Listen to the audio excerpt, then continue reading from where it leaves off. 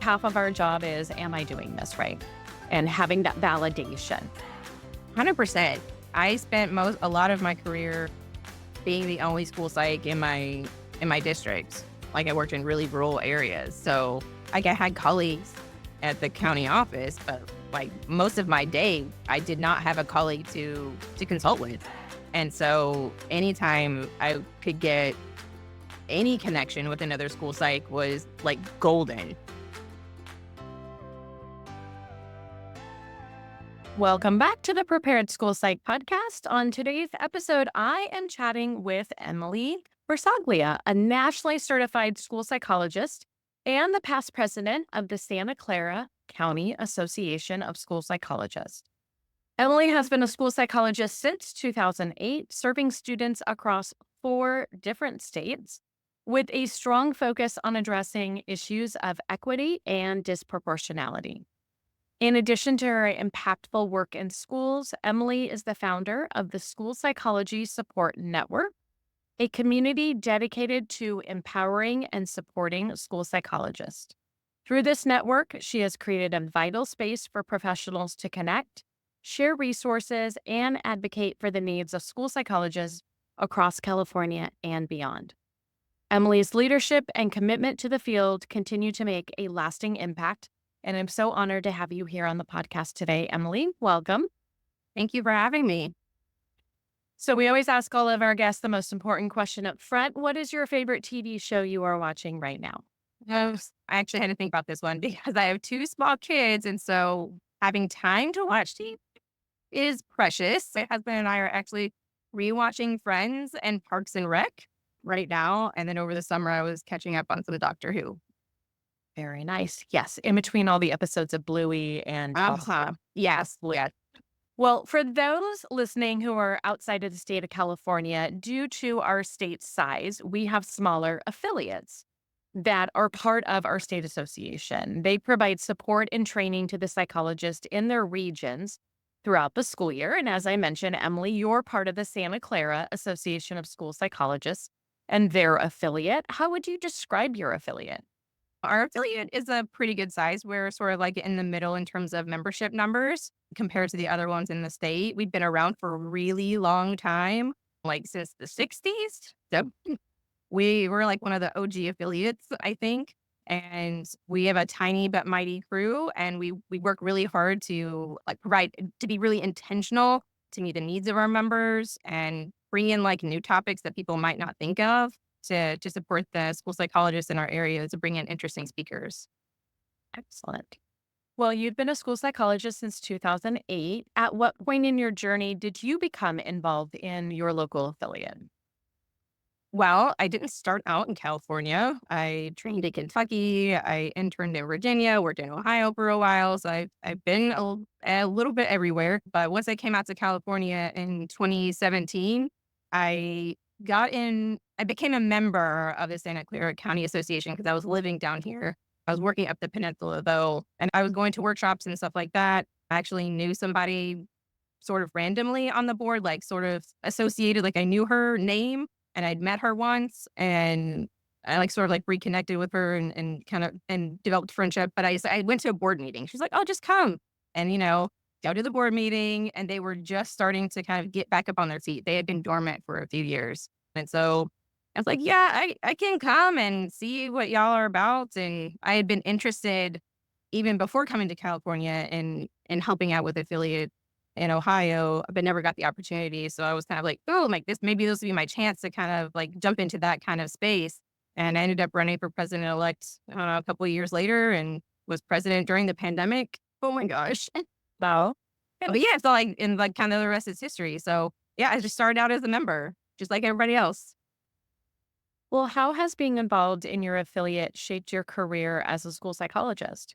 I took some time to think about this question because it's really given me a strong network of colleagues. I think that's one of the best benefits of being, a member of an affiliate. Even if you're just a member, just having that network space of other people and knowing who they are, seeing their names on the Zoom screen, if nothing else, right? But it being in affiliate leadership, that's given me like really strong connections with other psychs in my area. We have a really great team. Like we really actually like each other.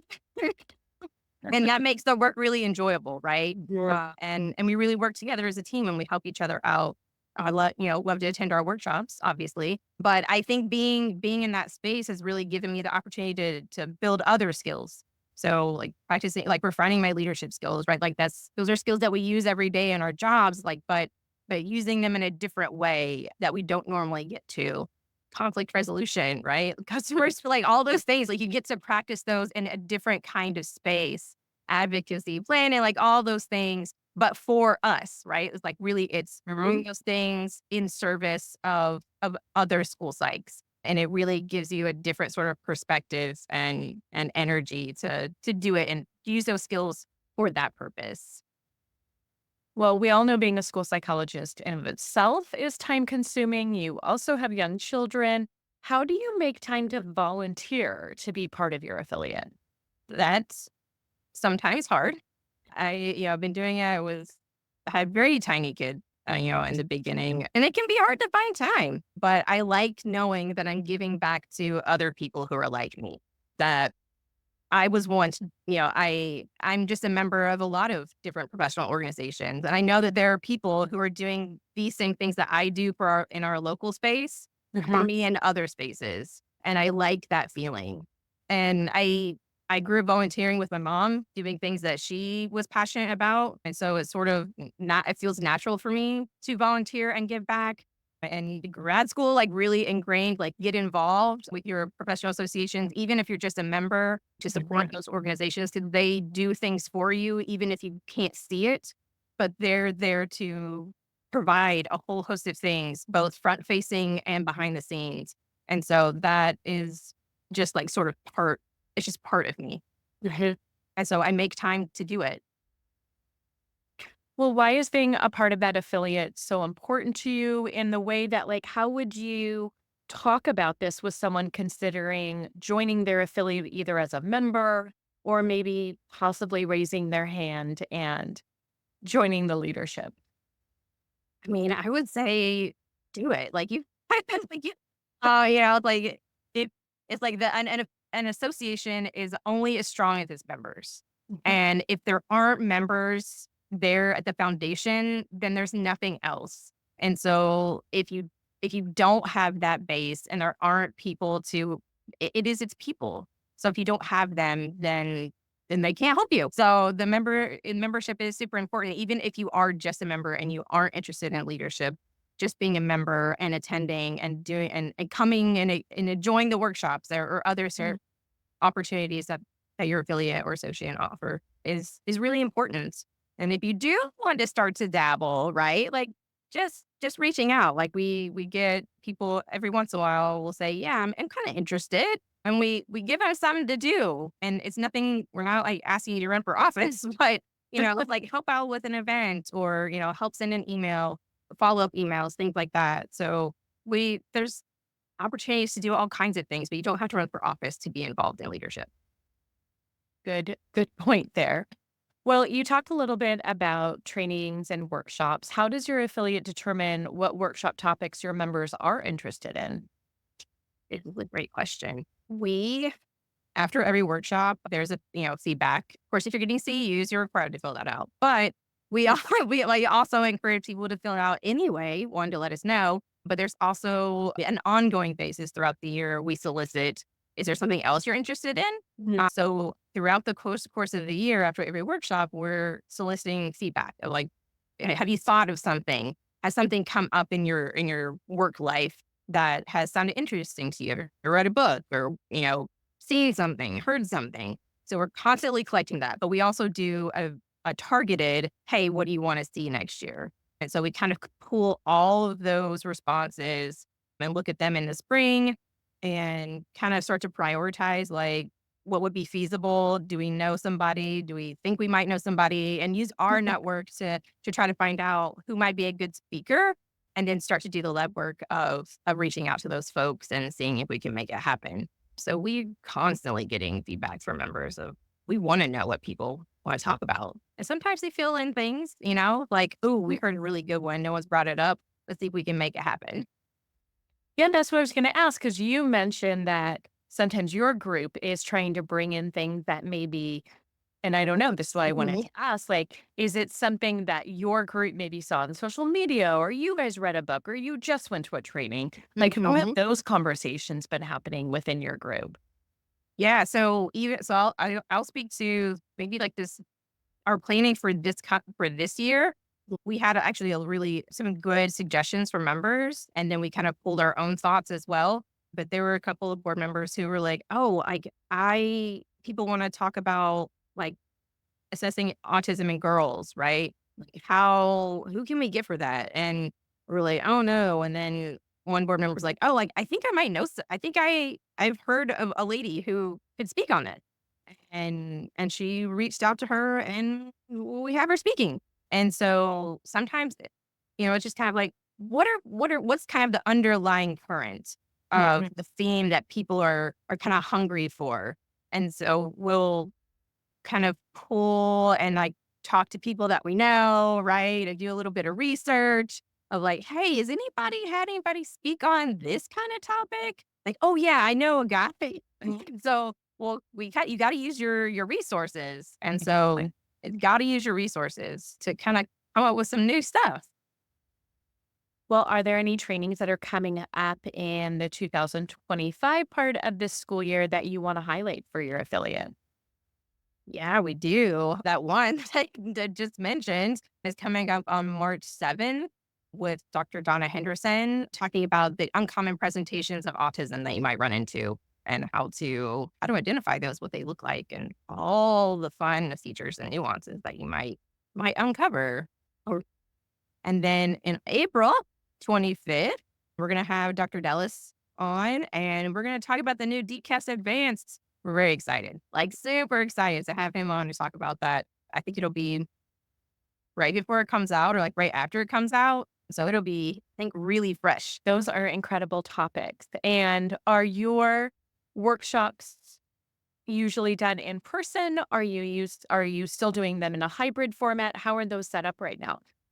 Right now, they're all virtual. We're still doing all Zoom. That's been a blessing and a curse, as I think a lot of people have discovered. But planning it has been a lot easier, and you can get a lot of more interesting people, right? Because you don't have all the travel time and things like that. So we've been able to Zoom. That's been a good thing about Zoom is we've been able to have very interesting speakers. So it is all Zoom, so you can join from anywhere. That's what I was going to say. Definitely going to put information in the show notes for today's episode. If you are interested in either or both of those trainings, they are open. You do not have to be a member of the affiliate in order to participate. Both of those are exciting. I'm like immediately thinking, oh, I want to sign up for both of those too. As a school neuropsychologist, cannot wait for the new Mhm. TCAPs to come on out.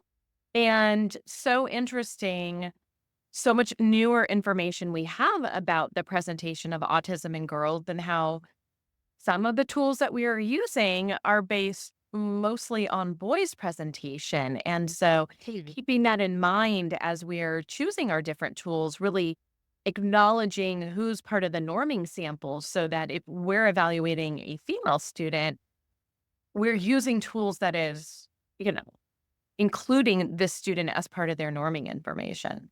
Yeah, for sure. Yeah, I'm very excited about both of those. And I was really happy that we were able to get Dr.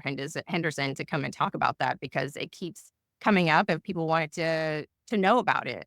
I'm glad that we have her coming to talk about those sort of like not classic autism type presentations. I know a lot of our board members are very excited about the TCAS.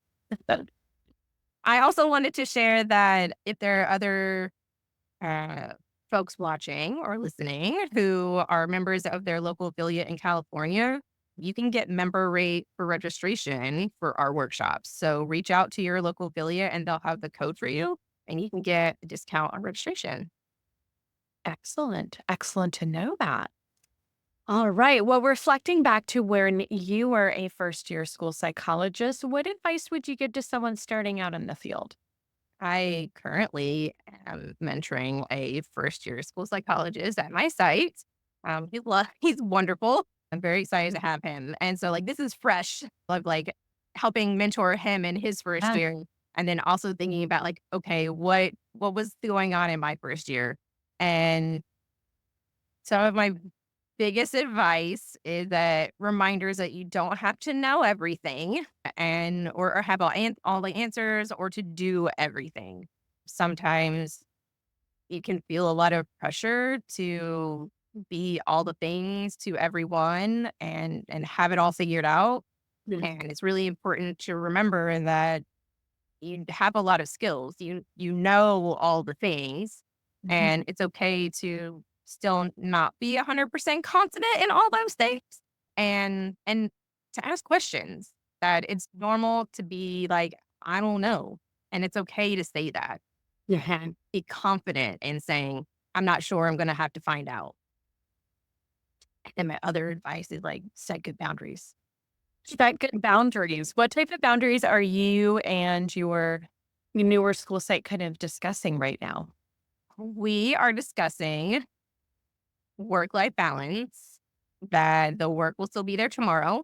Mhm. So you don't have to work 24/7. It's still going to be there in the morning. So go home. And one of my big boundaries is that I don't have like work email on my phone to like disconnect from work. The work will still be there. If it's emergency, someone will call you. You don't need to respond to everything at all hours of the day. Mhm. You are not on call. And That is wonderful information. Absolutely. Well, if a person wanted to be a leader within one of their affiliates or maybe their state association, what advice would you give to them? I would tell them to go to a board meeting. I would tell them to go to a board meeting, see what it's like, see who the people are, meet them, introduce yourself, use good networking skills, right? You got to use all those skills and find out what kind of things they have going on. Find out what they need help with. There's Mhm. always going to be something you need help with. There's always things to do. So they'll have things that then be like, oh yeah, you can help with XYZ thing. You need a person to do that. So just be curious, take initiative, and just ask. It's really good to meet all the people that are there. You can learn a lot from them even if you just attend the board meeting. It's really different. Like it's different than any other meeting that you'll ever attend. Yeah. Like the way a board meeting rolls is different. And it's really interesting from an organizational perspective, like how it all works. So if you Yeah. have any small inkling, any kind of desire to stretch yourself, do something hard, right? Something new, try it out. Go and ask questions. Meet some people. They're nice, I promise. I always enjoyed since so many of our affiliates run across multiple school districts. I always found it really interesting. If we're talking about having someone come out and talk about autism, we end up kind of talking about our evaluations of autism and having that moment to be like, what are you guys doing in your district? And what are you doing over there? It's not every day that we get that opportunity to sit around and talk with other people who have our same jobs. And so any of those opportunities to just check in with one another and be like, am I doing this right? What are you guys using new tools that we don't know about in our district? I just love any of those types of opportunities. Oh my god, same. I love to find out how other people do stuff and like how they conceptualize cases and how they plan evaluations, what kind of tools they use, how they use them. I love all that stuff. I like super geek out on when I get a report from another, not even just like my theater districts, because I see the same people, right? But like when I get some from somewhere else that's like new and I'm like, what does that look like? And like, ooh, I like how they worded that, or like, oh, I never thought to do it that way, or like use that tool in that way. I I love all that stuff. Like get super geeked out about it. Well, especially because so many of us are just hanging out by ourselves at our schools and being the only person in that role. Again, whether we're feeling very geeked out about it or just, I don't know, reaching out and making sure. I just feel like half of our job is, am I doing this right? And having that validation. 100%. I spent a lot of my career being the only school psych in my district. Like, I worked in really rural areas, so, like, I had colleagues at the county office, but, like, most of my day, I did not have a colleague to consult with, and so anytime I could get any connection with another school psych was, like, golden, and in the Bay Area, very fortunate that we have a much denser population of school psychologists, but even then, it can feel very lonely because our Mhm. job is very, like, singular. It's like we take the case, like, we see it from start to finish, and unless you're seeking out support or guidance, then there isn't another person in our same role also working on that case. Yeah. And so it can, even though you might have someone else at your side like I do, like, it can still feel quite lonely. And so making sure you've got a good network of people is gold. Well, is there anything else you'd like to share or promote about your affiliate? We will have our awards launch in May, I think, and we might even have another social, but that one will definitely be the next social I can think of. And it's a good time. We have great food. So we have great food and good company, and we love it when people come out. We celebrate retirees and our award winners, but you don't have to be a member of the affiliate, especially if you're a retiree. Like, we celebrate everybody. We are non-discriminatory. It's like, if you're retiring, like, you deserve to be celebrated, regardless if you're a member. And I think that's really important to celebrate those milestones within our community because we can be a little lonely out there, and it's it's good to celebrate those life milestones and achievements, and to go on to the next chapter of your life with your colleagues. I'm cheering you on. It's a good time. That's incredible. Well, this podcast is called The Prepared School Psychologist. When you think of that term prepared, what does your affiliate do to help psychologists feel more prepared in their role? We take a couple of different approaches, not just with workshops. That's obviously our main focus. Workshops are, kind of our bread and butter. It's our main focus, and we're very intentional about those workshops and making sure that we're providing things what people want. Otherwise, people won't come, and that's not a great use of our membership dues, right? Like, we want to draw in people and make sure that we're addressing a need. And so constantly kind of getting a thumb on, like, what is that need?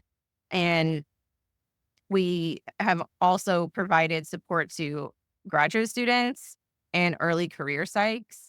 And, like, we just had a meeting with Alliant and their program to connect with their grad students about the types of stuff that we can offer in terms of just being a student member, getting your Mhm. feet wet, connecting with other school psychs, getting a feel for, like, a real feel for, like, what school psychology is like. We've helped with resume building and interview practice, right? Like, we'll take a look at your resumes and help you refine it, give you some practice, and get you prep for those internship interviews or that first real job interview. We've provided those types of things as well to help bolster that pipeline, right? Like, we want the new and fresh of school psychs to come in with new, fresh ideas and skill sets Mhm. to keep the field going. So that's like, outside of workshops is one of our biggest time commitments and membership benefits that we offer. That would be sort of front facing. Behind the Mhm. scenes, we take part in the CAS legislative days, and so we several board members will go every year and help advocate for legislation. I know there are a couple of bills that I personally helped advocate for that have just been signed, and so I'm always very excited. I'm like, "Oh, I hope that one. I have that went through. I remember talking about that." And that's actually really fun and can be like, the first time you go, it can be a little intimidating, but, like, it's really one of the most rewarding things that you can do is to go beat the pavement at the hill. That's incredible. Well, I want to thank you so much for being on the podcast today, Emily, and for sharing all this amazing information with all of our listeners. And as I mentioned, we will make sure to put a link to all the information about the workshops and upcoming socials that you had mentioned. So thank you so much for your time today. Thank you. It was a lot of fun. Well, I hope everyone found today's episode of the Prepared School Psych podcast informative. Remember, your expertise plays a vital role in advocating for student achievement and growth. If you enjoyed this episode, please leave us a review on your preferred podcast platform. Your feedback helps us reach more school psychologists like you. Thank you for listening and have a great day. That concludes another episode of the Prepared School Psych podcast. And I hope today's discussion equipped you not just with knowledge, but also the confidence to take action. Remember, every conversation we have and every resource we share builds a bridge towards a more inclusive and empowering learning landscape for our students. If you enjoyed this episode, be sure to subscribe to the podcast for more insightful conversations and resources to support your journey. Share this podcast with colleagues. We would love it if you would also rate and review the podcast. Thank you for tuning in. Just a reminder, everyone, the information and advice provided in this podcast are for guidance purposes only, and all listeners are required to follow both federal and state law and their own school district guidelines and policies. Thank you.